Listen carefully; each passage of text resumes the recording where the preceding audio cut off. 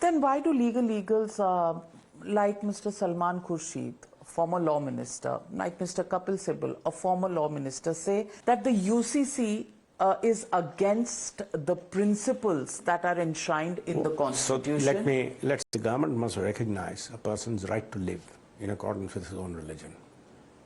Correct? But it also recognizes freedom of conscience. Does the UCC take it away? No, it doesn't. If you are a Catholic and you are steeped in the belief that Catholics do not divorce, and you are in a bad marriage, the law allows you to divorce, you will not divorce.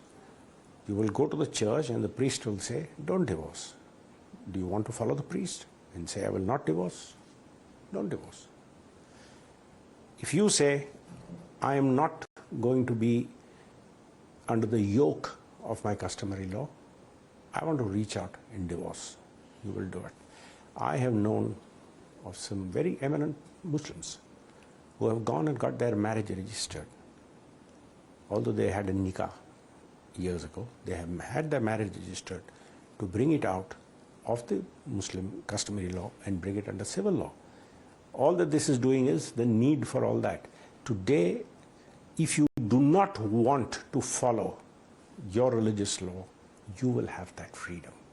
That's all that the Uniform Civil Code says. Why do you think Gandhiji wanted uniform? Why do you think have you read the debates on the Uniform Civil Code? And B.R. Ambedkar. Why? Why? Because they said this is freedom. And mostly, you have seen religions have disempowered women. Now, I don't want to get into a debate on religion, maybe that's for another day, but historically, religions have disempowered women. This is empowering women. This is empowering those who do not want to be told what to do by the heads of their religion. Now, does it mean that if you choose to follow what the head of your religion says, you cannot? Of course not.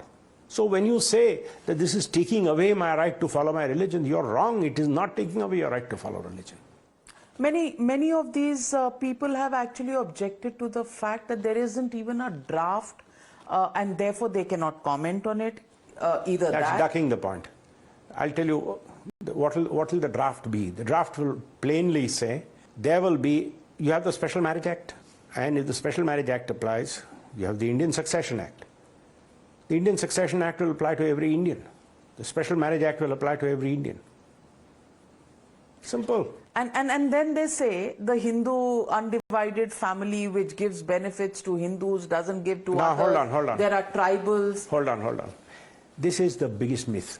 The first blow came to the Hindu undivided family, or the first rescue came to the Hindu undivided family. I call it rescue. People of their mindset will call it a blow. When the English brought the Married Women's Right to Property Act. That means you got a life interest. Came the second change, which said, if a Hindu dies, in 1956, when a Hindu dies and he has a daughter, then properties go by succession, not by survivorship. That was the end of the HUF. And now the law which has been amended, that means if a person dies anywhere, the HUF is over. A. B. It only gave you the benefit for tax purposes. Correct? It only gave you the benefit for tax purposes. And that I don't think is a legitimate concern of people who worry about constitutional law. So you're saying that when they talk about this is the biggest myth. Hindu customs have been as oppressive as any other, and they have undergone, thankfully, major reform. There were Hindus who seriously believed in sati. We reformed that because we said in modern society this thing has no place. But that was reformed in the 18th and 19th centuries. And when the sati law was enforced, you saw all the rumpus which happened. So it's not that the Hindu customs have not been reformed. And the latest amendments to the, amendments made about a decade ago to the Hindu Succession Act almost put an end to the HUF. And so be it, and it only has relevance to tax purposes, otherwise there's no big deal. HUF today is the biggest way of getting out of sale transactions, saying the person who sold it was the karta, but the karta did not have the right to sell it, etc., etc. As a lawyer, I'm telling you.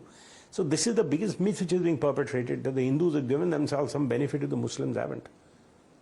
But then these people also question the fact that the UCC, in the manner in which it is being brought into states, is the unconstitutional way, because it has to be a central act, it has to be applicable all over India. So what's happening? Uttarakhand government is setting up a commission, getting suggestions, no, etc. No, hold on. So we have a constitutional framework. There'll be a central law. This is concurrently. So there'll be a central law, like you have the Succession Act, you have the Special Marriage Act. These are all parliamentary legislations. And they will be brought into force in the states.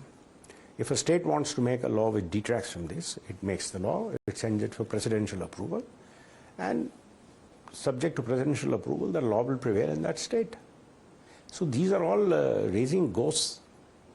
If every state says we want a different law in our state, well, you test it. But then that state will have to go and convince its people that there is a law made by the center which empowers women, and we want to take it away and get elected to office. No, but the reverse. States pass it first, even before the center passes. If the states bring in UCC, that state can only bring it for its own state. And if it does it very good, then you are not in conflict with the union law. The union law makes the same What law. about the charge that the UCC is anti-minority? That's what I'm trying to figure out. I'm a minority community. I'm a Christian. Why is it against me? If I want to follow the Christian rules of marriage and divorce and inheritance, can I? Of course I can. I don't want to.